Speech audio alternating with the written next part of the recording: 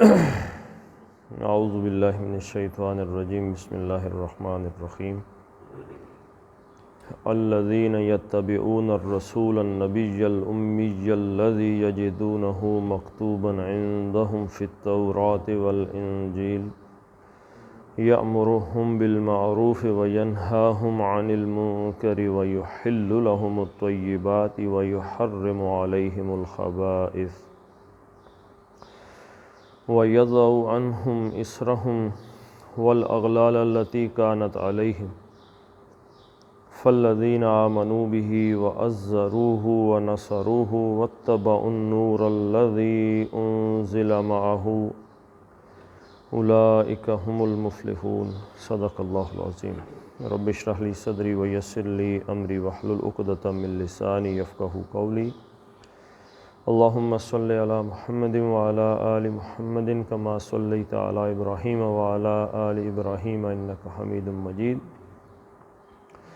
اللہم بارک علی محمد وعلی آل محمد کما بارکت علی ابراہیم وعلی آل ابراہیم انک حمید مجید۔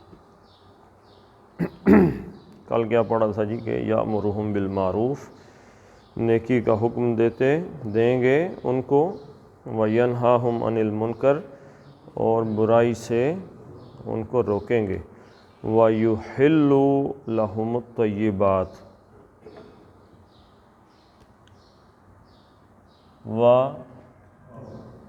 اور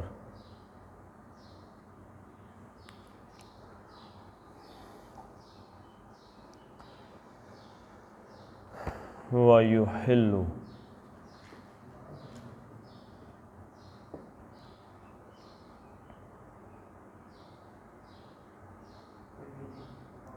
احل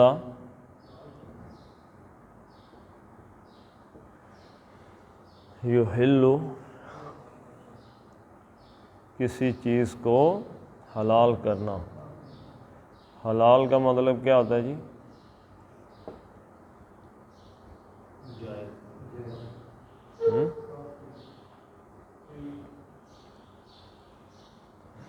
موسیٰ علیہ السلام نے ایک دعا مانگی تھی، رب اشرح لی صدری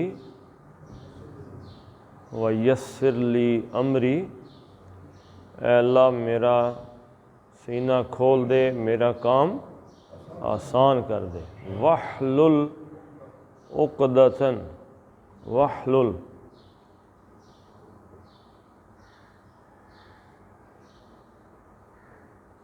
عقدہ کس کو کہتے ہیں؟ گرہ۔ اور حلال کس کو کہتے ہیں؟ کسی چیز کے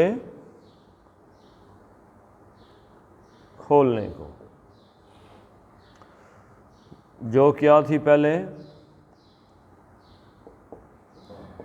بند۔ کوئی چیز بند ہے، گرہ لگی ہوئی ہے کسی چیز پر، اس کو کھولنا، اس کو کہتے ہیں حلال۔ حلال سے گرہ سے کیا مراد ہے؟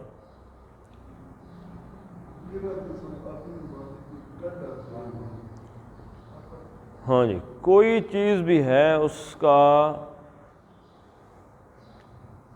منہ بند کرنے کے لیے یا اس کا داخلہ بند کرنے کے لیے اس کو اوپر سے مثلا کوئی چیز تھیلے میں ڈالی اور تھیلے کے منہ کو بند کر دی،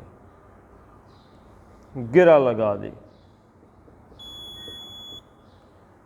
اب گرہ بند ہے تو اس کا مطلب ہے کہ اندر پڑی ہوئی کوئی چیز، اس میں رکھی ہوئی چیز آپ استعمال، اس تک آپ کی رسائی نہیں۔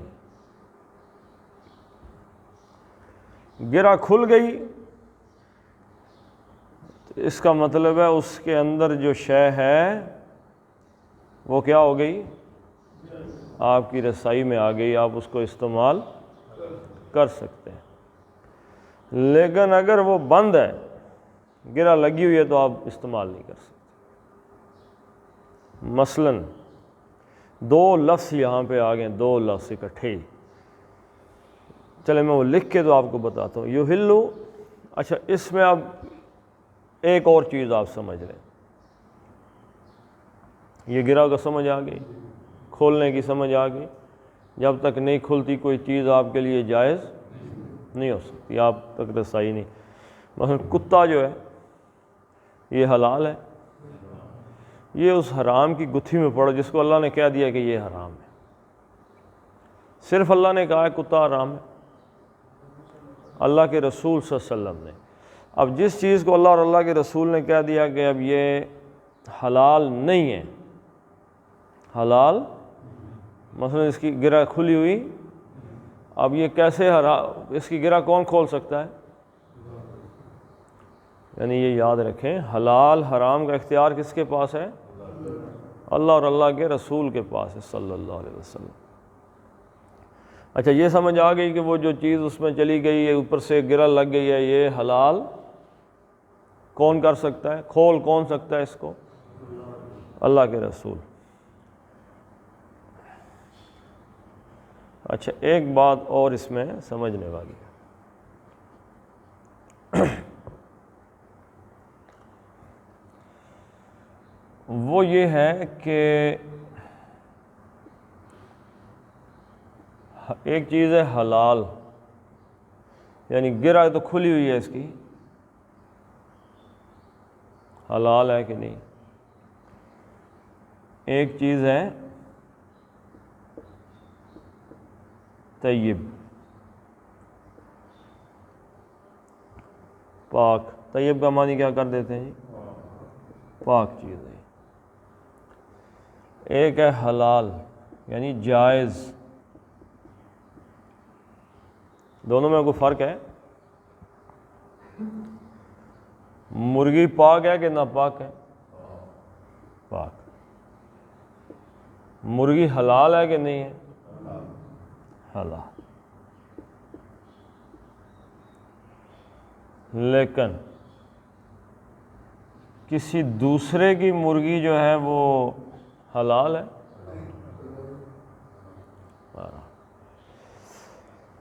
تو طیبات تو وہ چیزیں ہیں جن کی ایک اللہ تعالیٰ نے لسٹ دے دی ہے، مثلا خنزیر طیب نہیں ہے، کتا طیب نہیں ہے، کوا۔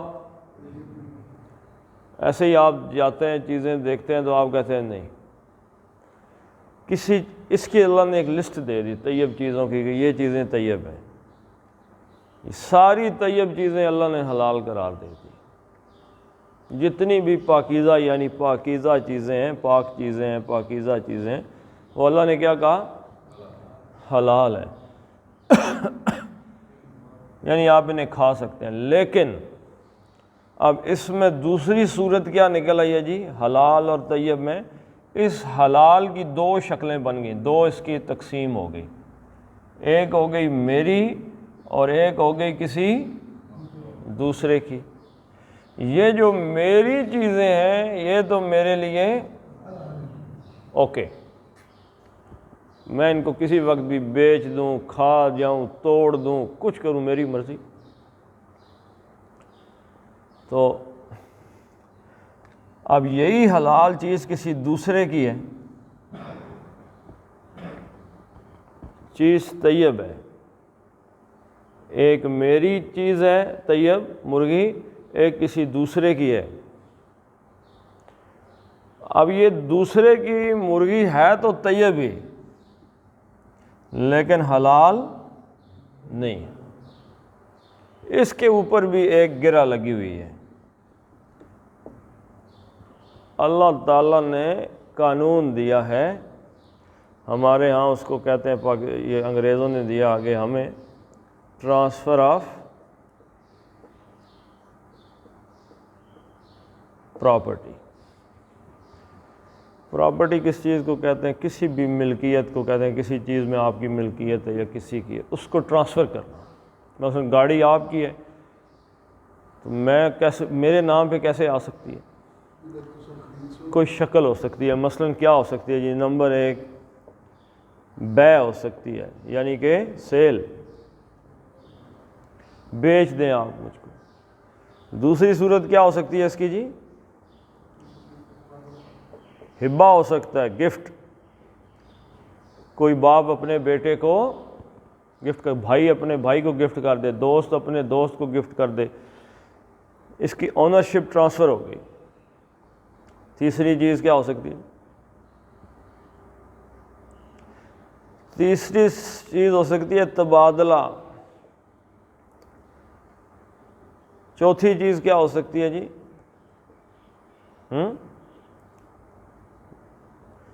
وقف ہو سکتی ہے کوئی چیز، مثلا زمین تھی میرے نام تھی، میں نے وقف کر دی، قبرستان کے نام کر دی، اسکول کے نام کر دی، مسجد کے نام کر دی، اور بہت سی چیزیں۔ یعنی کہ اس میں آنے کے لیے ضروری ہے۔ مرغی کی مثال لے لیں، مرغی تھی، خرید لی مرغی۔ بکرا تھا، کھانے کے لیے آپ گئے، ہاں جی بکرا چاہیے، کھانا ہے بکرا، شادی پہ دینا ہے یا کچھ کرنا ہے، پیسے دیے تو وہ جو گرہ لگی ہوئی تھی وہ کدھر گئی؟ پیسوں کے ساتھ کھل گئی۔ اگلے بندے نے خود ہی مرغی مجھے آپ کھا لیں۔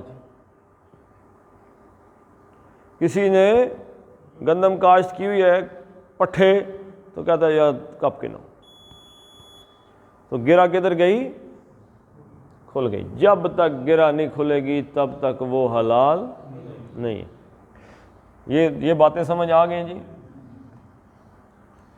حلال کا مطلب سمجھ آ گیا ہے؟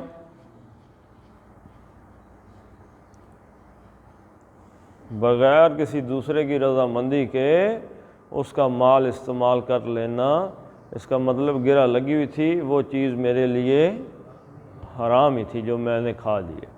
حرام پھر اپنا کیا کام کرتا ہے وہ دیکھیں، یہ آ جائے گا یحلو، یہ کا مطلب وہ، اور یہ باب افعال سے ہے تو کسی چیز کو حلال کرنا، یعنی کسی چیز کی گرہ کھول دینا۔ وہ حلال کر دیں گے کون جی؟ کون حلال کر دیں گے؟ موسیٰ علیہ السلام سے تو اللہ کہہ رہے ہیں نا کہ وہ آنے والے حلال کر دیں گے۔ کون حلال کریں گے؟ موسیٰ علیہ السلام کے بعد شریعت جو ہے نا، قانون، وہ کس نے دیا ہے؟ حضور صلی اللہ علیہ وسلم نے۔ اس کے درمیان شریعت نہیں آئی۔ موسیٰ علیہ السلام کی شریعت کے بعد پھر حضور صلی اللہ علیہ وسلم کی شریعت ہے، اور آپ کی شریعت نے موسیٰ علیہ السلام کی شریعت کو منسوخ کر دیا۔ یعنی وہ آپ یوں کہہ لیں کہ حضرت موسیٰ علیہ السلام والی شریعت جو ہے وہ بھی ضم ہو گئی ہے حضور صلی اللہ علیہ وسلم کی شریعت میں کچھ نئی چیزوں کے ساتھ۔ وَيُحِلُّ، وہ حلال کر دیں گے کس چیز؟ لہم، لام تعلیل کے لیے، ہم ان کے لیے، یہودیوں کے لیے۔ وَيُحِلُّ لَهُمْ، اور حلال کر دیں گے ان کے لیے کس چیز کو جی؟ الطیبات، الف لام اور طیبات۔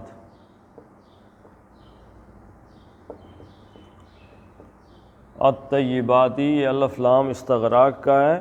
ساری، طیب کس چیز کو کہتے ہیں جی؟ پاکیزہ چیزوں کو۔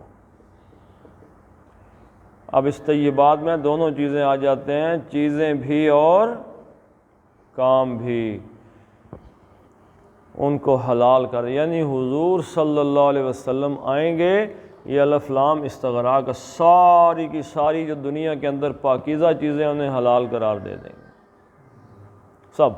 آگے آئے گا بنی اسرائیل کیونکہ شرارتی قسم کی قوم تھی، نبیوں کے ساتھ ان کے ساتھ جو ان کا رویہ تھا، اللہ کے ساتھ رویہ تھا، تو اللہ تعالیٰ نے بہت سی حلال چیزیں بھی ان پر بند کی ہوئی تھی، نہیں کر سکتے، یہ بھی نہیں کر سکتے، یہ بھی نہیں کر سکتے۔ یہ اللہ کی طرف سے سزا ہوتی ہے، جیسے کہ بندوں کو اللہ تعالیٰ سزا دے دیتا ہے،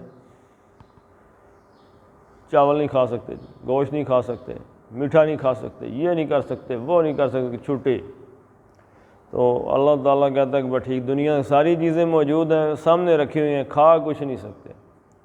وَيُحِلُّ، اللہ تعالیٰ سے توبہ کرنی چاہیے۔ وَيُحِلُّ لَهُمُ الطَّيِّبَاتِ، اور وہ حلال کر دیں گے ان کے لیے ساری پاکیزہ چیزیں۔ وَيُحَرِّمُ، اور یحرم، حرم یحرم تحریماً، کسی چیز کو حرام قرار دینا۔ حرام کس چیز کو کہتے ہیں جی؟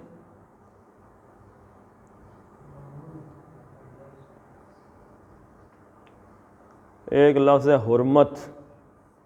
حرمت کا لفظ سنا ہے جی؟ کیا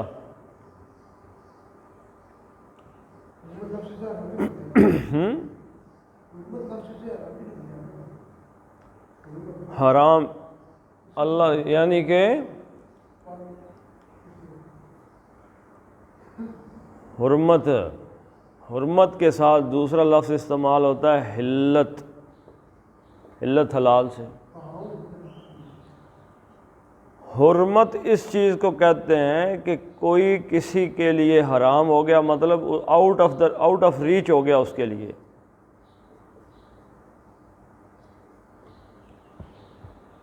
اس کے قریب نہیں جانا. اس چیز اس کی حرمت ہے ایک، اس حرمت کو آپ نے ٹچ نہیں کرنا. جو بندے حرمت کے مسئلے میں آگے بڑھتے ہیں ان کو کیا کہتے ہیں؟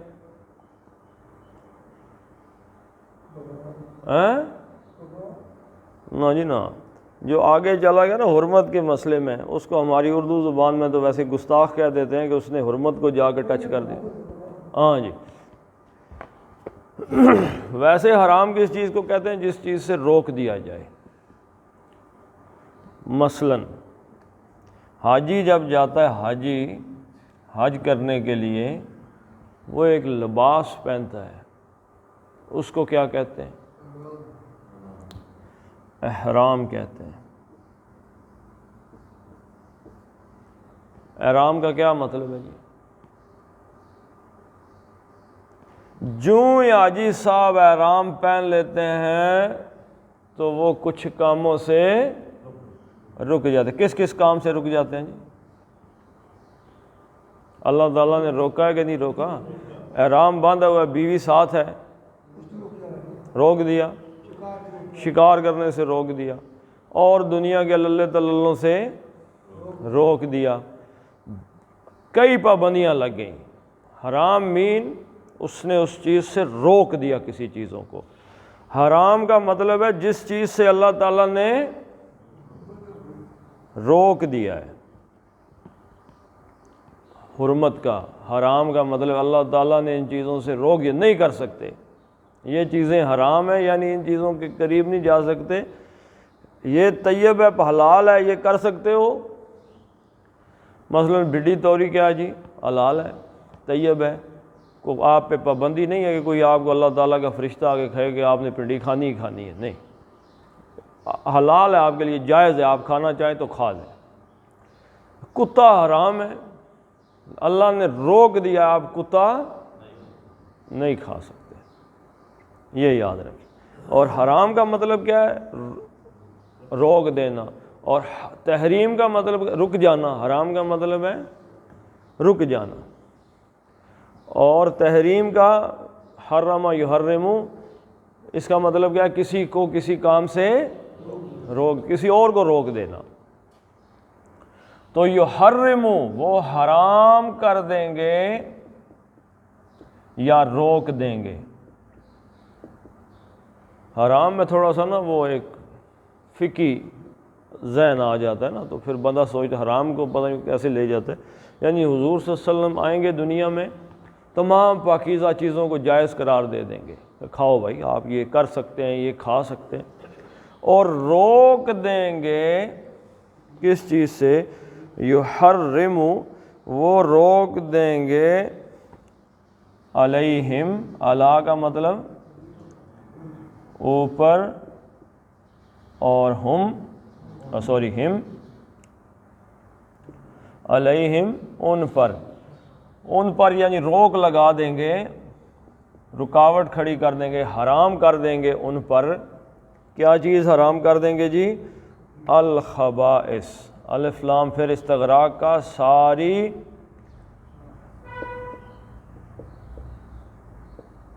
خبائثی. خبیثۃن کی جمع ہے خبائث. یہ کیا ہے؟ خبثہ یخبثو. اس کا مطلب ہے کسی چیز کا ردی اور ناکارہ ہونا. ایسی چیز ردی، یعنی کہ جیسے آپ کہتے ہیں کوئی چیز آپ نے ردی اور ناکارہ اٹھا کے باہر گل سڑ گئی ہے پھینک دی، یعنی اس چیز کا ردی اور ناکارہ ہونے کا، ناکارہ کا پہلا لفظ ہے جس چیز کا آپ کو کوئی فائدہ نہ ہو، دوسرا اس چیز کا کیا ہو جی؟ نقصان، اس چیز کا نقصان ہو اور فائدہ کوئی نہ ہو۔ اچھا، اب کوئی بندہ کہہ دے گا جی دیکھو جی اللہ کے رسول نے فلاں فلاں چیزوں کو حرام قرار دے دیا۔ چھوٹے بچے کو چھت پہ اگر کوئی وہ جو فصیل نہ ہو، چھت پہ فصیل نہ ہو، چھوٹے بچے کو آپ چھت پہ کھیلنے دیں گے؟ بچہ کیا سمجھے گا؟ بڑا ظلم ہے جی، یہ تو ماں باپ نے بھی پابندیاں لگائی ہوئی۔ کتنے کاموں سے والدین اپنے بچوں کو اس لیے روکتے ہیں کہ کہیں ان کا کوئی نقصان نہ ہو جائے، نقصان سے اور فائدے کی باتیں کرتے ہیں، لیکن بچوں کو یہ باتیں سمجھ نہیں آتی۔ کب سمجھ آتی ہیں؟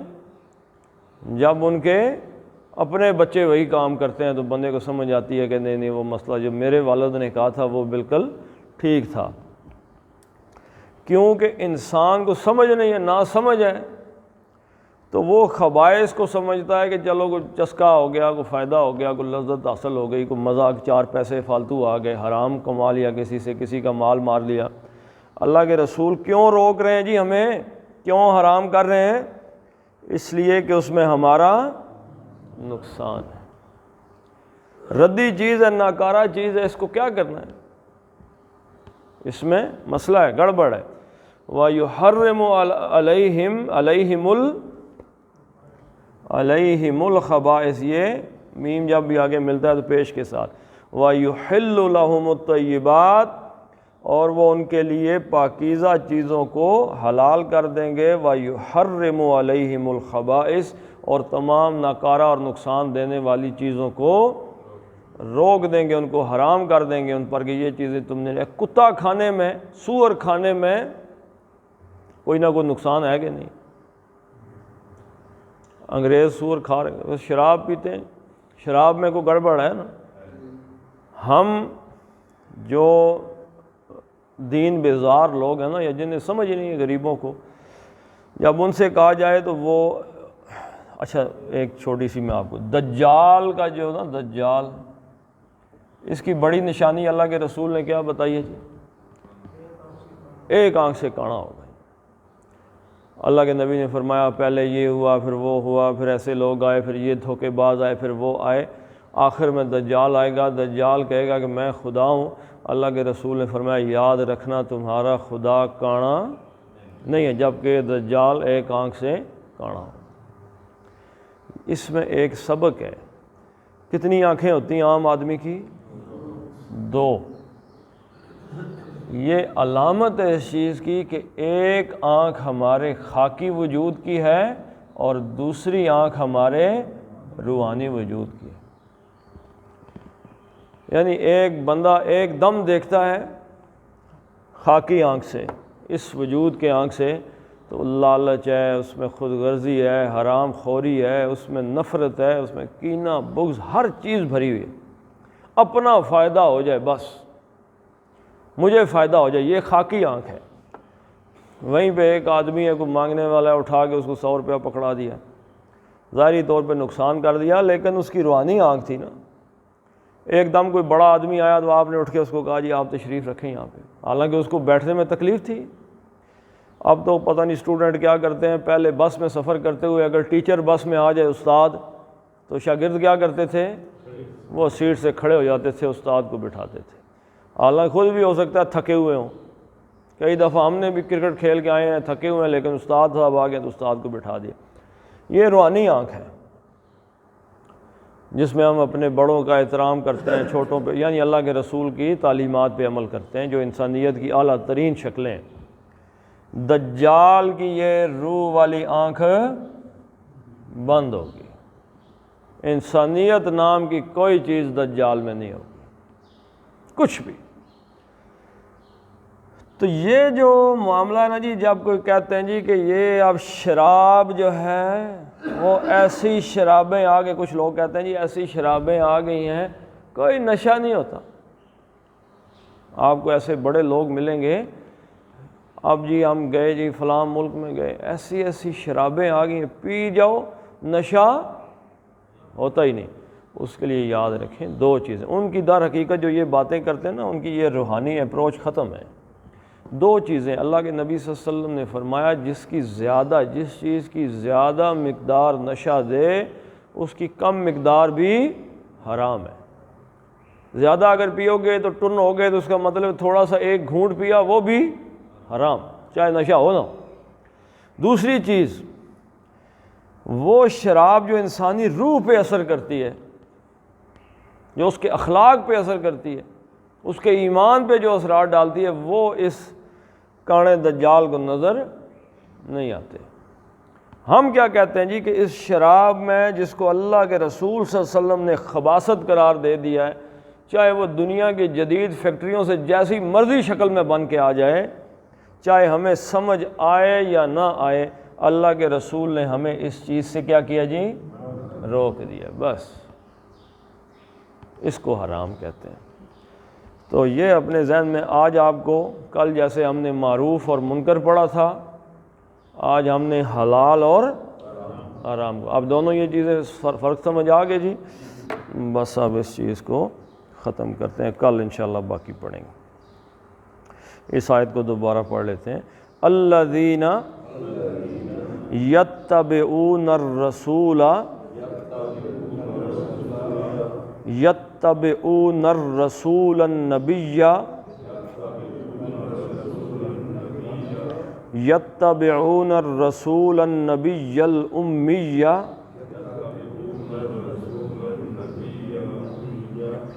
یتبعون الرسول النبی الامی الذی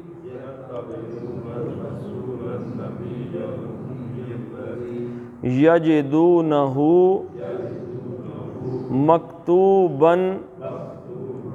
مکتوباً عندہم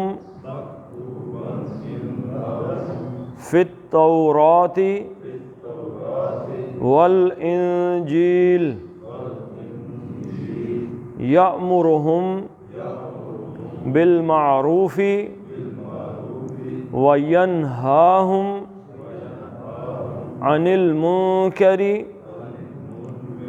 وَيُحِلُّ لَهُمُ الطَّيِّبَاتِ وَيُحَرِّمُ عَلَيْهِمُ الْخَبَائِثَ۔ صدق اللہ العظیم۔ اللہم صلی علی محمد وعلی آل محمد کما صلیت علی ابراہیم وعلی آل ابراہیم انک حمید مجید۔ اللہم بارک علی محمد وعلی آل محمد کما بارکت علی ابراہیم وعلی آل ابراہیم انک حمید مجید۔ اللہم اغفر لہم وارحمہم وحاسبہم حسابا یسیرا وادخلہم الجنہ واعذہم من عذاب القبر ومن عذاب النار۔ اللہم من احییتہ منا فاحیہ علی الاسلام ومن توفیتہ منا فتوفہ علی الایمان۔ اللہم اذہب الباس رب الناس واشف انت الشافی لا شفاء الا شفاءک شفاء لا یغادر سقما۔ اللہم سترنا ولا تخزنا ولا تعذبنا فی الدنیا والآخرہ۔ ربنا هب لنا من ازواجنا وذریاتنا قرۃ اعین واجعلنا للمتقین اماما۔ ربنا فاغفر لنا ذنوبنا وکفر عنا سیئاتنا وتوفنا مع الابرار۔ وصلی اللہ تعالی علی خیر خلقہ محمد۔